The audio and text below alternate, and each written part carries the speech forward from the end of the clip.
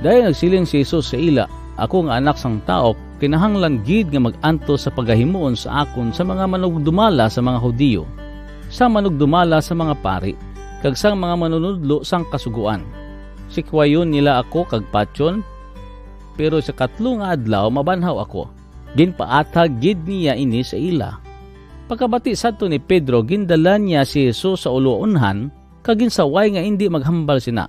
Pero nagliso si Jesus, nagtulok sa iya mga sumulunod, kag ginsabdong si Pedro, "Palayo ka sa akon, Satanas, kaya ang imo hunahuna hindi iya sang Dios kundi iya sang tao."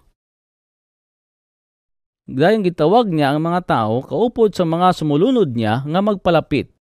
Kung may tao nga gusto magsunod sa akon, hindi niya dapat pagpasulabihon ang iya kaugalingon. Kag dapat handa siya sa pagkatubang sa kamatayon si iya sa pagsunod sa akon. Kaya ang bisan sino nga luyag magluwas si iya kabuhi, madula niya ini. Pero ang bisan sino nga maghalad sa iyang kabuhi tungod sa akon kag sa maayong balita, makaangkon sang kabuhi nga wala sing katapusan. Ano gid bala ang makuha sang tao kung maangkon niya ang tanan nga butang diri sa kalibutan, pero mawala ang iyang kabuhi? Wala gid. Kay wala gid sang butang nga sarang niya mahatag agud mapabalik niya ang iya kabuhi.